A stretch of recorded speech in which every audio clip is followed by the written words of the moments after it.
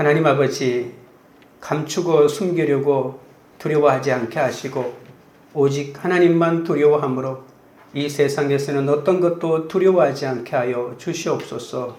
예수님의 이름으로 기도드립니다. 아멘. 하나님이 아담과 하와를 창조하시고 그리고 에덴 동산에 두셨습니다.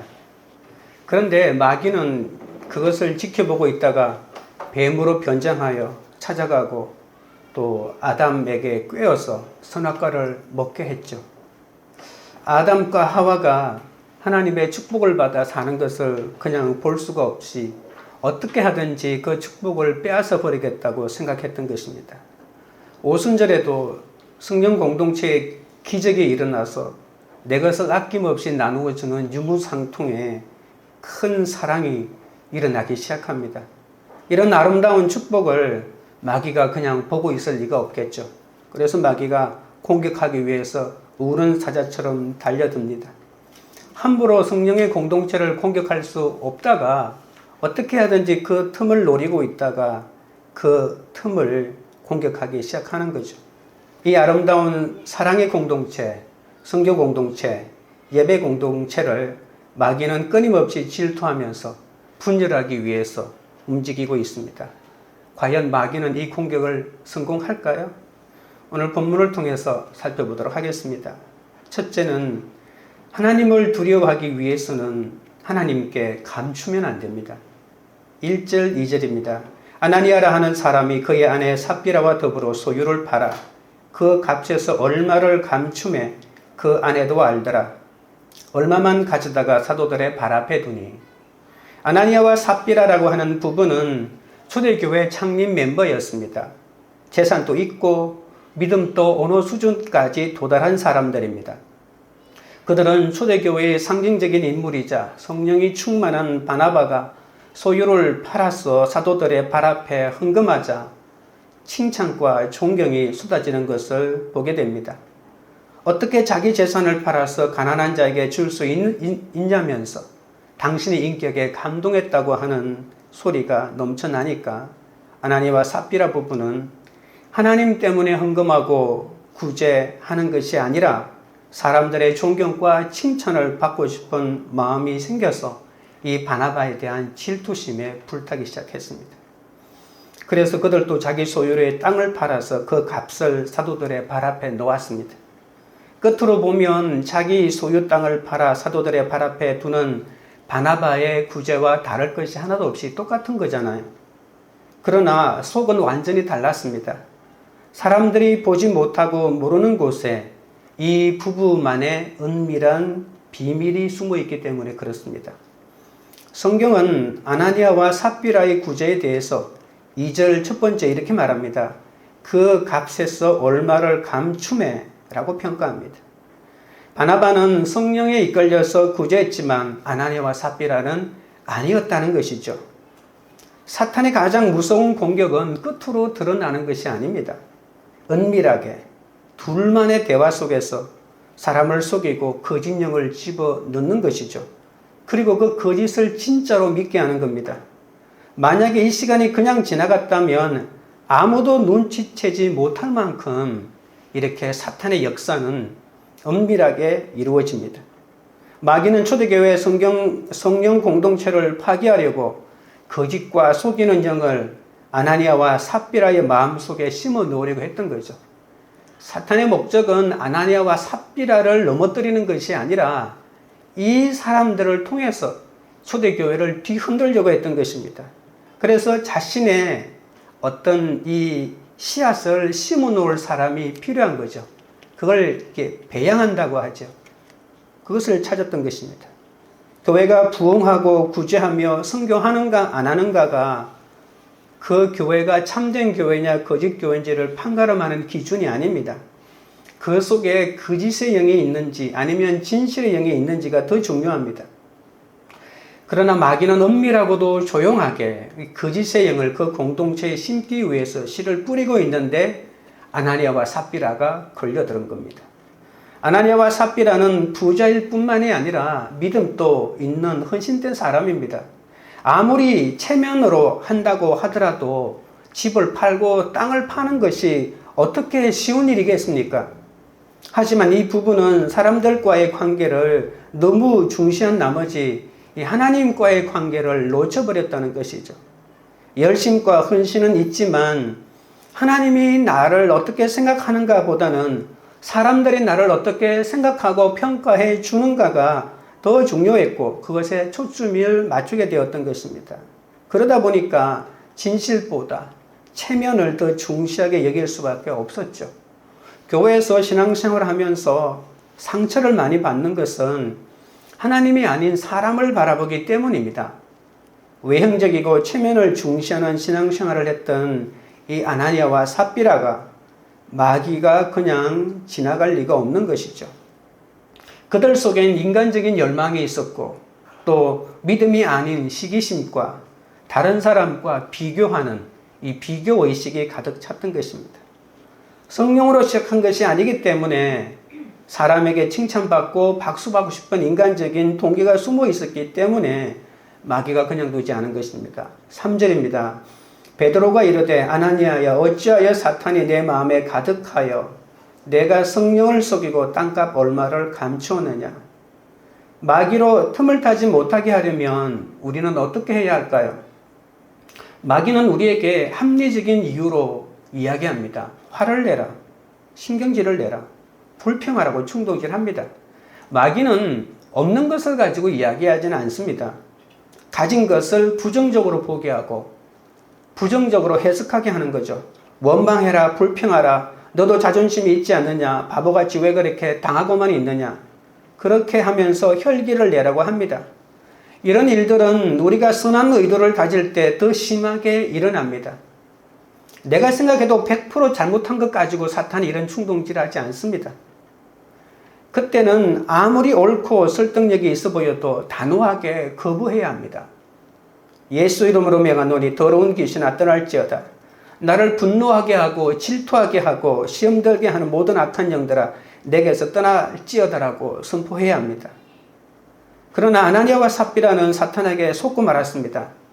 땅을 얼마에 팔았는지 누가 아느냐? 나에게 땅을 산 사람밖에 모르지 않느냐? 그 사람이 입을 닫으면 아무도 모른다. 그러나 아나니아와 삽비라는 그 돈을 하나님에게 바치기가 아까우니 얼마를 감추라. 이게 판돈 전부라고 말해도 아무도 모른다는 그 사탄의 속삭임에 넘어가고 맙니다. 그럼 이 부부는 어떻게 그 속삭임에 넘어갔을까요? 아나니아와 삽비라 부부는 하나님에 대해서 잘못 생각했던 것입니다. 하나님은 사람을 외모로 취하지 않지 않습니까? 그 중심을 보신다고 했는데 그 사실을 가볍게 여겼습니다. 하나님의 관심은 헌금 액수가 아니라 헌금하는 태도를 보시는 거죠. 하나님은 거지가 않으십니다. 돈이 없으신 분이 아니십니다. 시편에 이런 말이 있습니다. 하나님이 내가 너희들에게 짐승을 잡아 나에게 제사 지내라고 한 것은 그 짐승의 고기가 내가 먹고 싶어서 그런 것이 아니다. 이 땅에 이 우주 만물에 있는 모든 생명자가 다 내 것인데 너희가 가지고 있는 그 조그마한 그 한 마리 잡으라고 하는 것은 내가 그 고기가 탐이 나서 그렇게 했느냐고 이렇게 말하고 있거든요. 하나님은 돈이 없으신 분이 아니시죠. 이 우주가 다 하나님의 것인데요. 우리에게 헌금하고 헌신하고 봉사하게 하는 것은 우리를 축복해 주기 위함이죠. 교회는 보리떡 5개와 물고기 2마리만 있으면 되는 곳입니다. 교회는 많은 돈으로 운영되는 곳이 아니라 물고기 2마리와 보리떡 5개로 5,000명을 먹이는 기적을 만드는 곳입니다. 아무리 적은 돈을 들여도 하나님은 우리의 마음의 중심에 부끄러움이 없다면 기쁘게 받으시는 분이십니다. 그러나 아무리 많은 것을 바쳐도 그 신앙에 부끄러움이 있다면 하나님은 기뻐하시지 않는 것이죠. 이것이 하나님의 마음입니다. 아나니아와 삽비라는 하나님이 속을 줄로 생각했습니다. 많은 사람이 죄를 짓는 이유가 뭘까요? 자신이 속이면 하나님도 속는 분인 줄 착각합니다. 그러나 하나님은 속지 않으십니다. 하나님은 우리의 모든 행위를 아십니다. 누가 믿음이 있습니까? 하나님을 의식하는 자가 믿음이 있는 자입니다. 손바닥으로 하늘을 가리고서는 하늘이 안 보인다고 말하는 것은 있을 수가 없는 것이죠. 하나님은 부부가 몰래 나누는 말을 다 듣고 계십니다. 우리의 속삭임도 하나님에게는 나팔 소리같이 들리고요. 우리가 이불 속에서 소근소근 대는 소리도 하나님은 지붕 위에서 훤히 듣고 계십니다. 성령은 결코 마귀에게 속지 않습니다. 인간 베드로는 몰랐다 하더라도 성령 충만 베드로는 거짓 영이 사탄이 통과할 수 없습니다. 성령 충만한 사람은 못 속입니다. 성령 충만한 교회도 못 속이잖아요. 진정한 성령의 공동체는 속일 수가 없는 것입니다. 가정에서도 아내가 성령 충만하면 남편이 함부로 못합니다. 그 영적 권위에 눌릴 수밖에 없습니다. 그래서 기도하는 아내와 기도하는 남편이 무서운 것이죠. 돈 많은 남편, 큰 소리 치는 남편이 무서운 것이 아닙니다. 아나니아도 베드로 앞에서 딱 걸린 것이죠. 베드로는 아나니아를 향해서 사탄이 내 마음에 가득하여라고 이렇게 말합니다. 베드로도 한때는 예수님에게 사탄아 내 뒤로 물러가라. 예수님이 자기 보고 사탄이라고 이렇게 말한 적이 있잖아요. 그러니까 이런 말을 할 때 어떤 통찰력을 가지고 말하는지를 사도 베드로는 너무나도 잘 알고 있었습니다. 베드로는 아나니아가 땅값 얼마를 감춘 것을 본 것이 아니라 그렇게 하도록 유혹하고 있는 사탄의 실체를 그 아나니아의 마음속에 있는 것을 꿰뚫어 본 것이죠. 거짓 영을 심으려는 마귀의 세력을 보았다는 겁니다. 지금 당신이 하는 생각은 누구의 생각입니까? 여러분 속에 일어나는 생각이라고 다 여러분의 생각이 아닙니다. 사탄의 생각일 수도 있다는 것이죠. 믿음이 없거나 말씀이 없으면 마귀의 속삭임이 너무 달콤하기 때문에 내가 생각해낸 기가 막힌 생각이라고 착각한다는 겁니다. 그러나 성령의 사람들은 마귀가 속삭이면 하나님의 말씀에 삐쭈어서 아니면 거부하게 되어 있거든요. 사탄은 어떤 사람은 우울하게 만들고 어떤 사람은 화나게 만듭니다. 화를 낼 만한 이유가 있기 때문에 마귀가 속삭이면서 평소에 가졌던 열등감이나 피해의식이 작용하게 만들어서 그 말이 진리처럼 느껴지게 합니다. 여러분, 우울증은 하나님이 주신 성품이 아닙니다. 그런데 자신의 성격이고 개성이라고 생각할 때가 많이 있습니다. 혈기의 근원이 내 죄에서 비롯된 것이잖아요. 그래서 나는 언제나 정의롭기 때문에 언제나 화를 낸다고 이렇게 생각합니다. 자기가 혈기가 많은 죄에 사로잡혔기 때문인지도 모르고 자신은 자식을 위해서, 배우자를 위해서, 부하를 위해서 항상 이렇게 소리를 치는 것이라고 얘기하는 거죠. 우리는 인간이기 때문에 때로는 우울하거나 화를 낼 수도 있습니다. 그러나 마귀가 우리의 마음속에 심어주는 우울증이나 분노는 그것과는 전혀 다른 것이죠. 그러니까 이것을 깨달아서 캐치할 수 있어야 합니다. 마귀가 심어주는 분노와 우울증이 따로 있기 때문에 우리는 그것을 거부해야 된다는 겁니다. 어떻게 구분할 수 있을까요?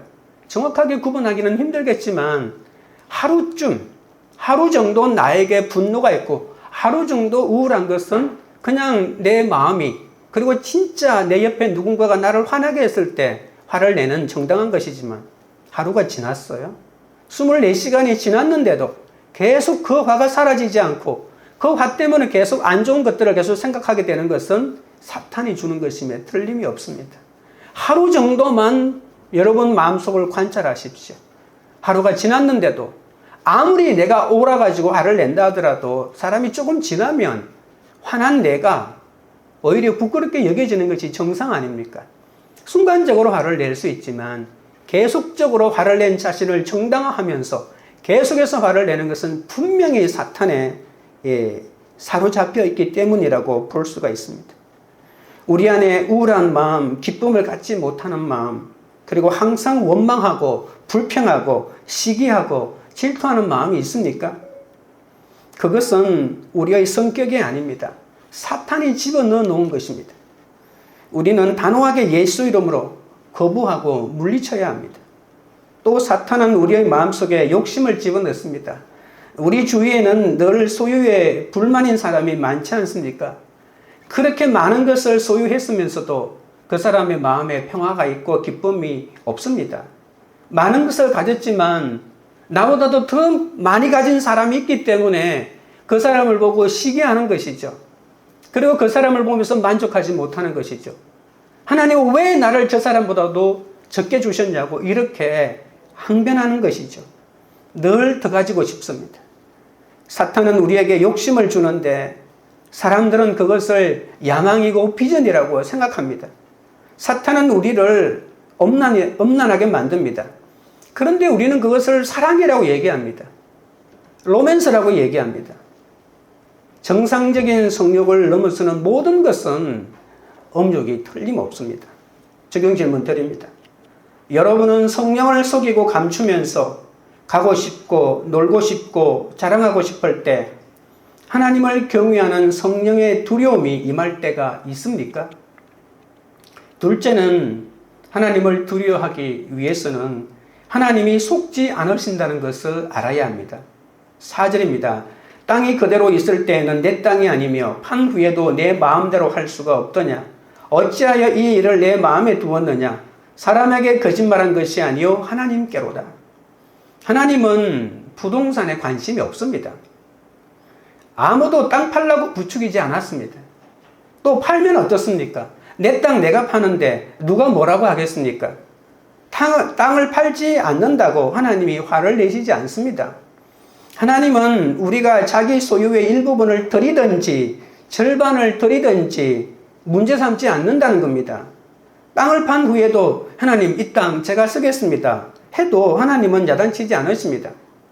그러나 문제는 하나님께 우리의 것을 모두 다 드리는 채 하면서 하나님을 속이려 한다는 것입니다. 다른 사람들의 인정과 칭찬을 받으려 하는 거짓된 행위를 그냥 두지 않으신다는 것을 몰랐던 것입니다.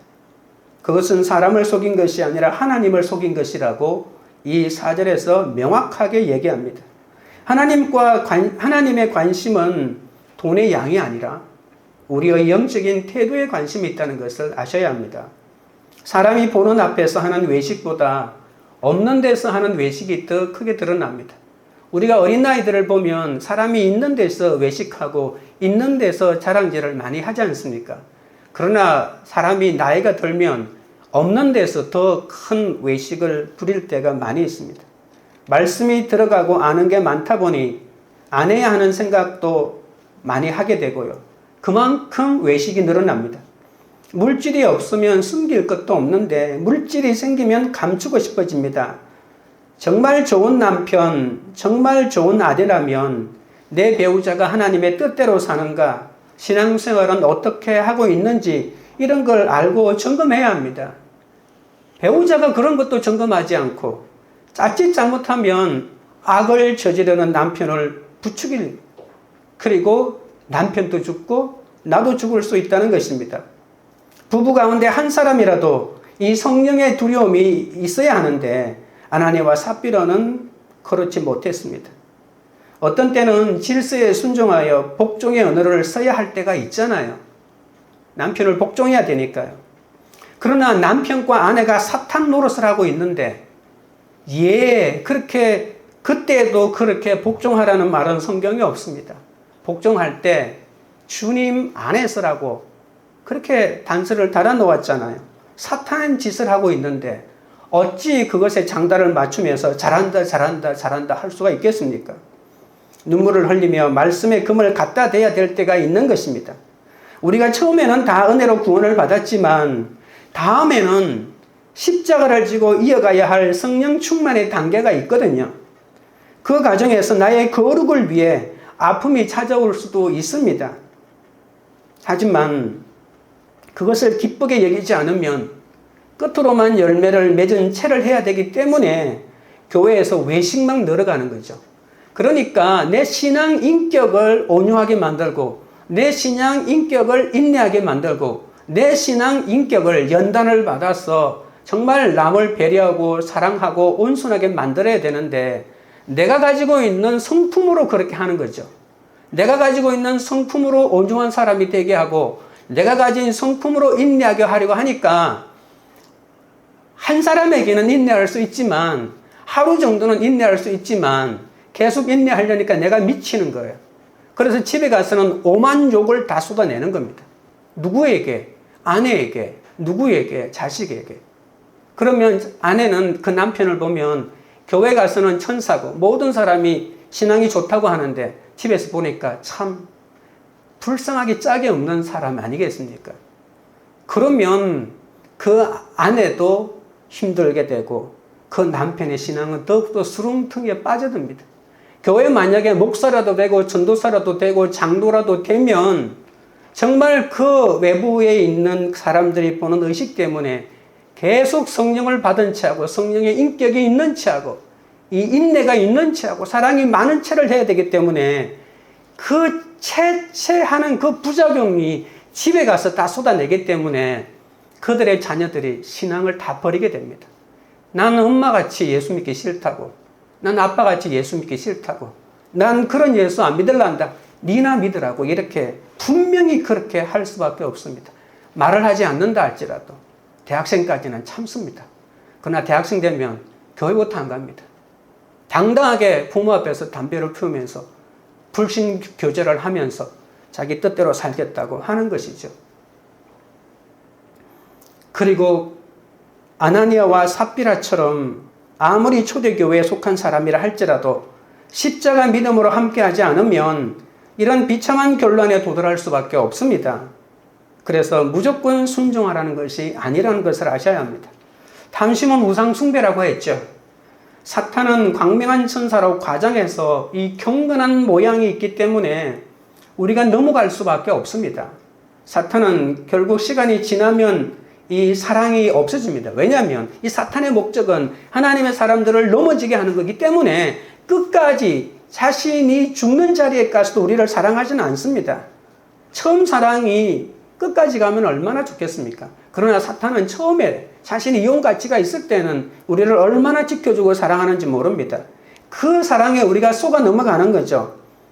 사탄이 가득하면 끝으로 드러날 수 있는 행위가 거짓말을 하고 있다는 것입니다. 그리고 거짓말을 하는데 조금 더 지나면 거짓말을 하는 괴로움이 사라집니다. 그리고 속아 넘어가는 사람을 보면서 쾌감을 느낍니다.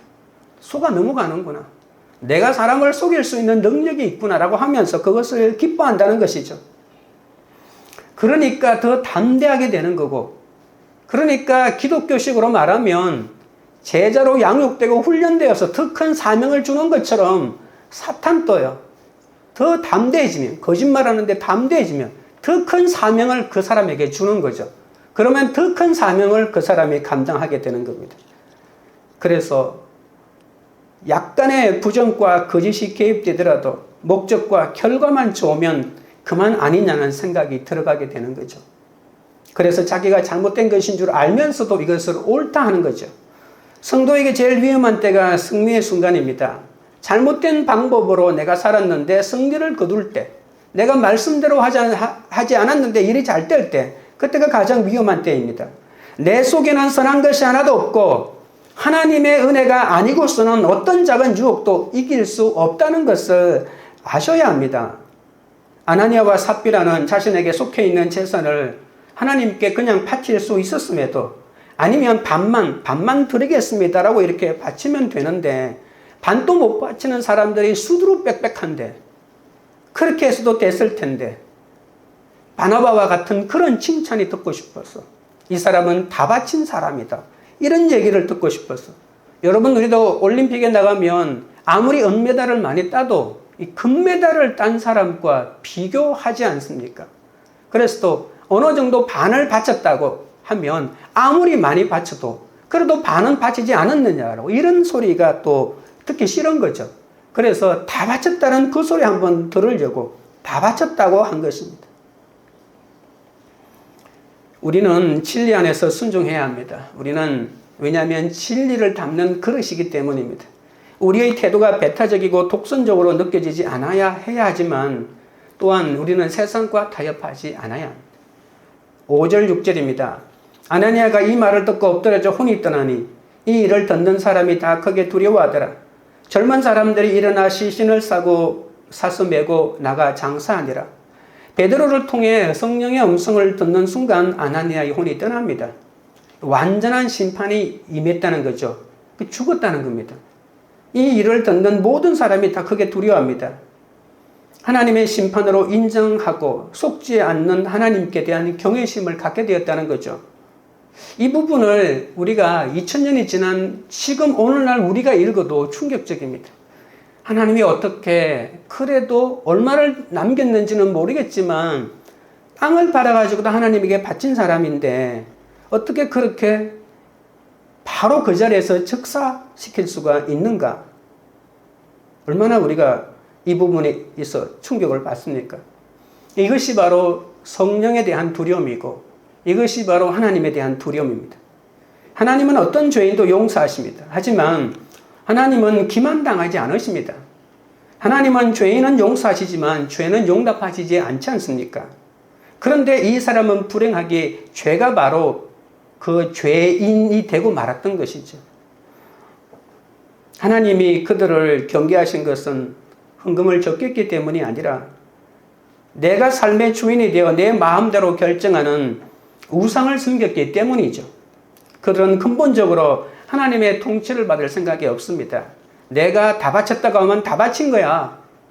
하나님도 속이고 하나님의 사도들도 속이고 하나님이 함께 하시는 교회 공동체도 속일 수 있다고 생각했던 것이죠.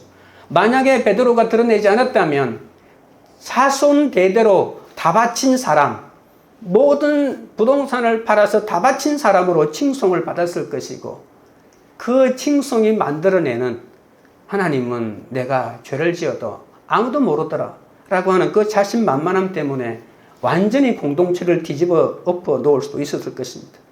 우리는 하나님을 너무나 쉽게 생각합니다. 하나님을 두려워하기는커녕 너무나 경솔하게 대할 때가 많습니다.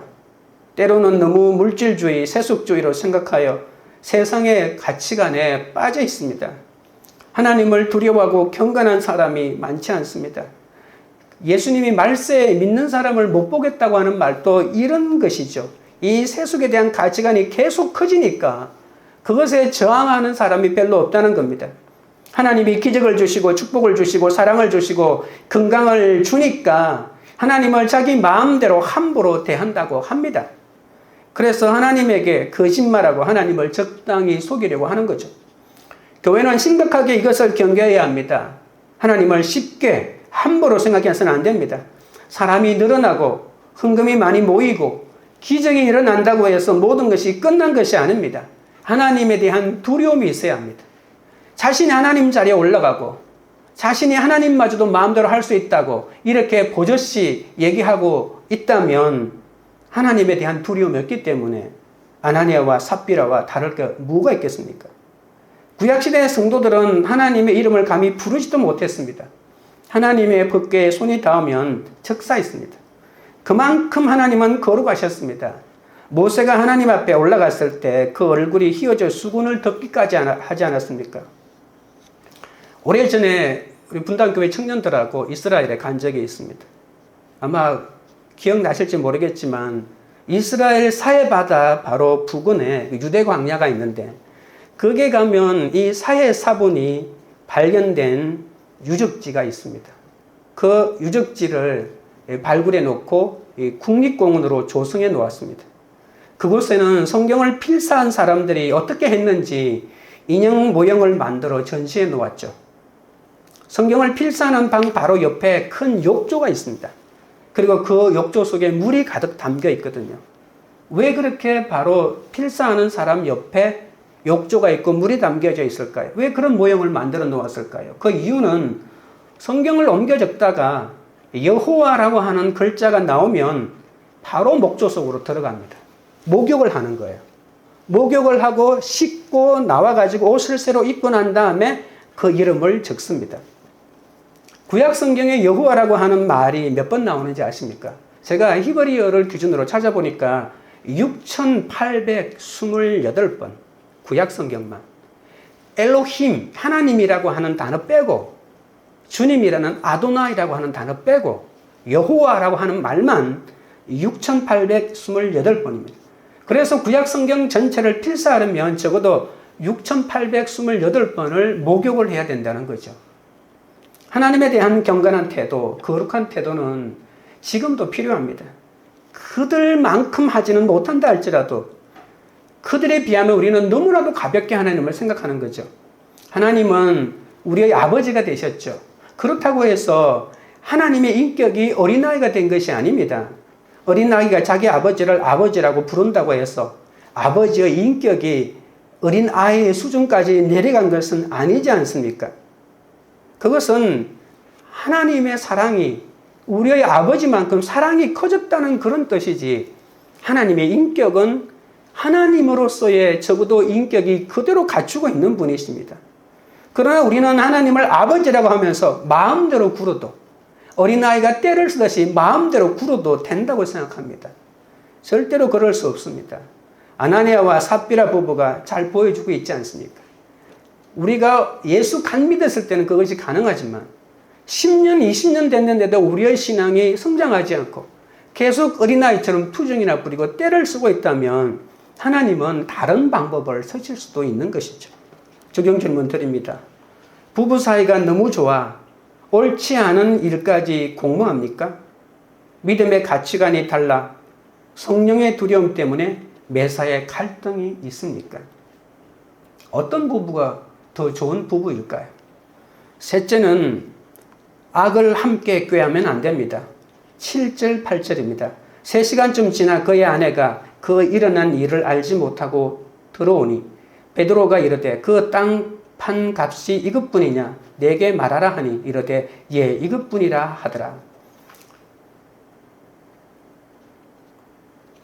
에스더와 모르드게를 기억하시죠?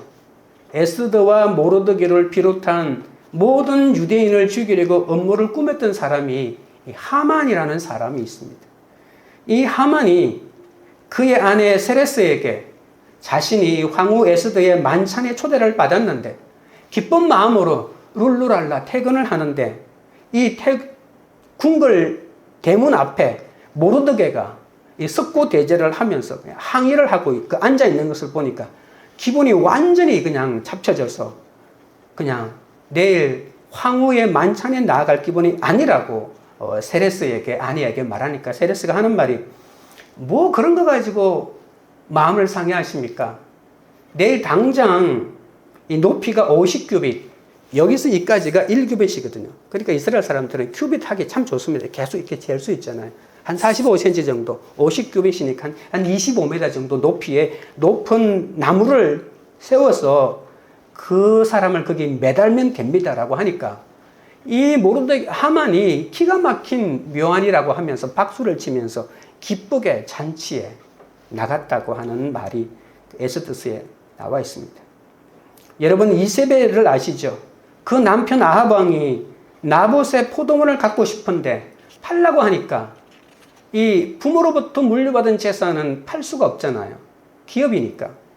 그래서 이게 속상해 있는데 이세벨이 뭘 그런 거 가지고 마음 상해하십니까? 라고 하면서 불량배 2사람을 보내가지고 나봇을 만나게 합니다. 그러면서 2사람이 있으면 정인이 되니까 네가 하나님을 저주하고 왕을 저주했다고 하면서 그 자리에서 돌로 쳐서 죽여버리고 그 나봇의 포도원을 빼앗아 버립니다. 이것이 바로 아내들, 부동산을 어떻게 하면 취득할 수 있는지를 알려주는 아내들의 기가 막힌 묘수자, 또 싫은 사람을 어떻게 제거하는지 방법을 알려준 묘수 아닙니까? 여러분 이 부인들이 좋은 부인일까요? 부부 가운데 한 사람이라도 성령의 두려움이 있으면 이렇게 비참한 최후를 맞이하지 않을 것입니다. 저는 정말 이 사도행전 5장에 나와 있는 이 사건이 너무나도 슬펐습니다. 그래도 목회자 입장에서는 교회를 헌신적으로 섬기던 그런 부부 아닙니까? 어쩌다가 한 사람이라도 말씀이 들렸다면 이렇게까지는 되지 않았을 텐데 너무나도 마음이 아프더라고요. 외식의 끝판왕이 바로 바리새인들인데 바리새인들이 마지막은 예수님을 죽이지 않았습니까? 물질이 없으면 속지 않았을 터인데, 속이지 않았을 터인데 묵질이 생기니까 감추게 되는 것입니다. 처음에 은혜로 구원을 받지만 우리는 아까도 말했지만 그 다음에는 반드시 우리가 이 성령 충만을 이루어 가야 된다는 사실을 꼭 기억하셔야 됩니다. 오늘 본문 이 8절에 보시면 베드로는 삽비라에게 마지막 회개의 기회를 줍니다. 그 땅 판값이 이것뿐이냐 내게 말하라고요. 그러나 너무나 안타깝게도 삽비라는 예, 이것뿐이라 라고 이렇게 대답하죠. 생명을 지킬 수 있는 마지막 기회를 놓쳐버립니다. 아나니아도 성령의 놀라운 역사를 체험한 초대교회 성도였는데 이런 천국 공동체에서도 성령을 속이고 감추고 외식하는 일이 있을 수 있다는 겁니다. 그러나 사람은 속일 수가 있어도 하나님은 속일 수 없다는 것을 깨달아 아는 것이 바로 은혜입니다. 우리도 십자가를 믿음으로 함께 깨닫지 않으면 모두가 은혜 받지만 결국 아나니아와 삽비라의 부부가 죄짓는 일에 하나 되어 살다가 비참한 최후를 맞이한 것처럼 우리도 그렇게 될 수밖에 없다는 것을 알아야 합니다. 9절부터 10절입니다. 베드로가 이르되 너희가 어찌 함께 꾀하여 주의 영을 시험하려 하느냐. 보라 내 남편을 장사하고 오는 사람들의 발이 문 앞에 이르렀으니 또 너를 메어 내가리라 하니 곧 그가 베드로의 발 앞에 엎드려져 혼이 떠나는지라. 젊은 사람들이 들어와 죽은 것을 보고 메오다가 그의 남편 곁에 장사하니 아나니아와 삽비라의 죄는 주의 영을 시험한 것입니다. 하나님에 대한 근본적인 불신과 패역을 저질렀다는 뜻이죠. 성령을 속인 자들에게 하나님이 적극적인 심판을 하심으로써 성령을 속이는 것이 얼마나 미워하시는지 보여줍니다. 그리고 초대교회에는 성령이 얼마나 강력하게 역사했는지도 같이 보여줍니다. 아나니아와 삽비라는 오늘 9절에 보시면 함께 꾀하여 라고 이렇게 말합니다. 한 사람만 그 일을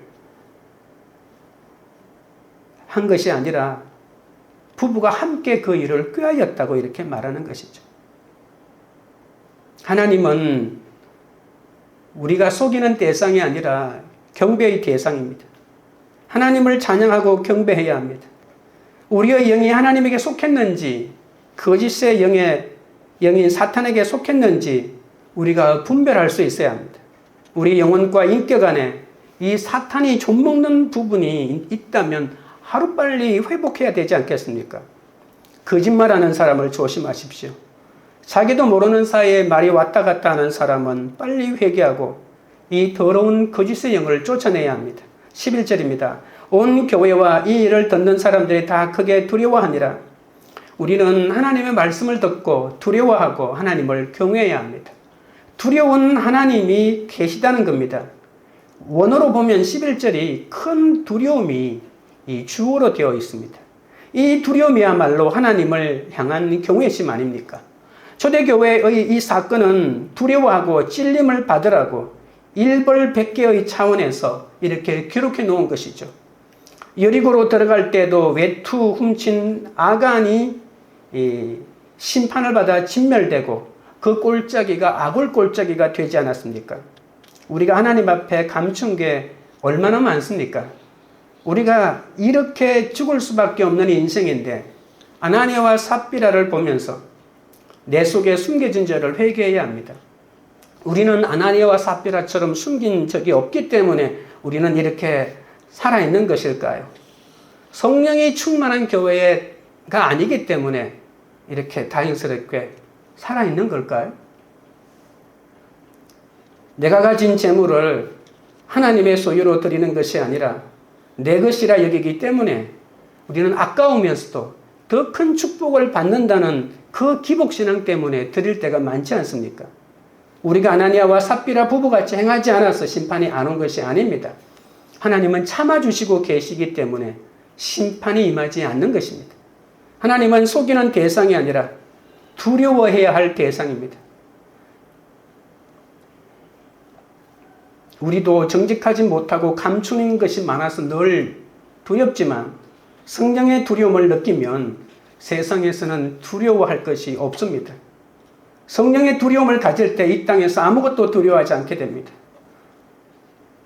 비록 아나니아와 삽비라 부부처럼 주의 영을 시험하고 성령도 속이고 외식해도 이렇게 공동체부터 회개하고 말씀을 듣고 묵상하고 나가다 보면 성령의 두려움으로 하나씩 하나씩 내 속에 있는 인간적인 두려움을 가지치게 해 나갈 수가 있는 것이죠.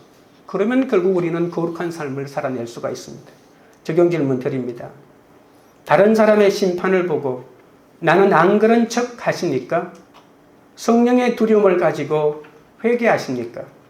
심판을 받지 않는 것은 내가 죄가 없어서가 아니라 회개하도록 심판을 유예시켜 주신 것을 믿습니까? 말씀을 맺겠습니다. 하나님을 두려워하려면 하나님께 감추는 것이 있으면 안 됩니다. 하나님은 절대 속지 않으십니다. 악을 함께 꾀하면 결국 함께 망할 수밖에 없습니다. 하나님이 선한 일을 위해서 맺어주신 아름다운 부부가 이렇게 서로 악을 꾀하다가 무너지는 것은 결코 하나님의 뜻이 아닙니다. 배우자의 신앙을 늘 점검하고 살펴주고 정직하지 못하고 감추기에 두려운 것이 아니라 하나님만 두려워함으로 주님이 주신 사명을 감당하는 그런 부부가 되시기를 주님의 이름으로 축원드립니다. 우리가 찬양드리고 기도하겠습니다.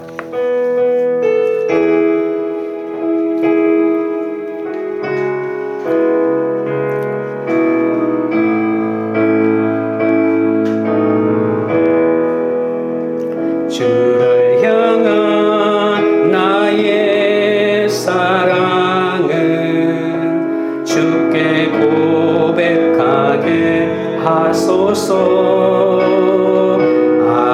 아름다운 주의 그늘 아래 살며 주를 보게 하소서.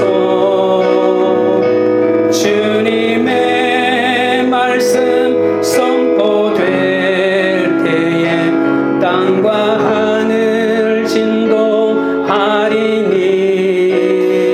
나의 사랑 고백하리라. 나의 구주 나의 친구 부러운 주의 속삭임 나의 이름을 부르시네. 주의 능력 주의 영광을 보이사 성령을 부으소서.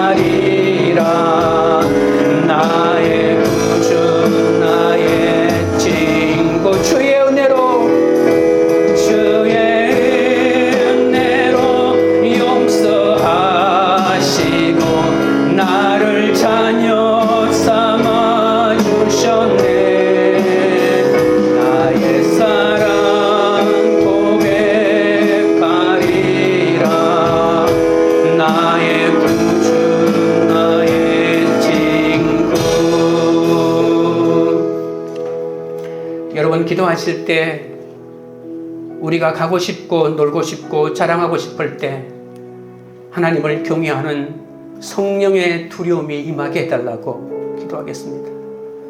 부부에게 성령의 두려움이 같이 임할 수 있도록 믿음의 가치관으로 하나 될 수 있도록 해달라고 기도하시겠습니다. 다른 사람의 심판을 보고 이 성령의 두려움을 가지고 회개할 수 있게 해달라고 기도하겠습니다. 아나니아와 삽비라 부부 같은 숨겨진 것들이 우리 부부에게 있어도 하나님이 회개하도록 아직 살려주시고 유예 기간을 허락하셨음을 깨닫게 해달라고 우리 다같이 주의 제법 부른 다음에 기도하겠습니다. 주여 주여 주여. 아버지 하나님, 우리가 가고 싶고 놀고 싶고 자랑하고 싶을 때 하나님을 경외하는 성령의 두려움이 임하게 하여 주시옵소서. 내가 하나님의 말씀대로 살지 못하는데도 내가 성령의 두려움을 느끼지 못한다면 나는 바로 버려진 자식이 아니겠습니까? 아버지 하나님이여, 말씀대로 살지 못할 때 내 속에 성령의 두려움이 가득 차게 하시고 하나님이 살아계심을 깨닫게 하시고 아나니아와 삽비라의 사건을 떠올리도록 우리 아버지 하나님 역사하여 주옵소서. 아버지 하나님, 우리 부부에게 성령의 두려움이 같이 임할 수 있도록 역사하여 주시옵기 바라옵나이다. 부부의 금술이 좋다고 하여 아버지와 악한 일을 함께 했게 할까 두렵사오니 우리 아버지 하나님이여 불쌍히 여겨주시고 믿음의 가치관으로 하나 될 수 있도록 인도하여 주시옵소서. 다른 사람의 심판을 보고 이 성령의 두려움을 가지고 내가 회개할 수 있도록 역사하여 주옵소서. 아버지 하나님, 우리 부부에게 숨겨진 것들이 있어도 하나님이 회개하도록 살려주시고 유예 기간을 허락하셨음을 알게 하셔서 말씀이 들려 회개하는 그 은혜를 허락하여 주시옵기 하나님 우리 아버지여 간절히 바라보나옵나이다. 아버지 하나님, 함께 울고 함께 웃는 공동체의 기도와 위로와 격려로 여기까지 올 수 있게 되니 감사합니다. 그런데 아직도 아나니아와 삽비라처럼 내 속에는 내 것만 챙기고 아직도 감추는 것이 많아서 넘어질 때가 너무 많사오니 주여 용서하여 주시옵소서.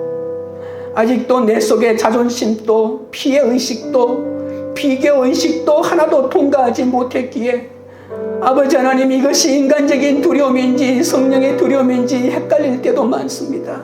불쌍히 여겨 주옵소서. 부족하기 짝이 없는 인생이지만 하나님의 영광에 한 걸음 한 걸음 더 다가갈 수 있도록 도와주시옵소서.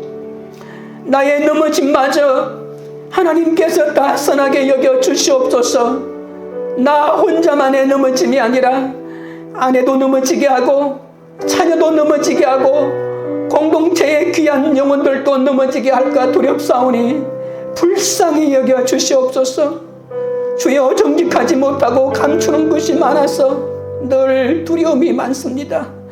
그러나 성령의 두려움을 느끼면 세상에서는 두려움하지 않는다고 하셨사오니 아버지, 이 두려움이 성령의 두려움이 되게 하여 주시옵소서. 내 것이 모두 하나님의 것임을 삶으로 보여주는 그런 인생을 살도록 붙잡아 주시옵소서. 우리가 가진 모든 두려움이 하나님이 원하시는 선하고 올바른 성령의 두려움이 될 수 있도록 역사하여 주옵소서. 하나님이 기뻐하시는 두려움이 될 수 있도록 도와주옵소서. 각자 우리의 삶에서 드러난 사건에서 속이고 감춘 것을 회개할 기회로 삼게 하여 주옵소서.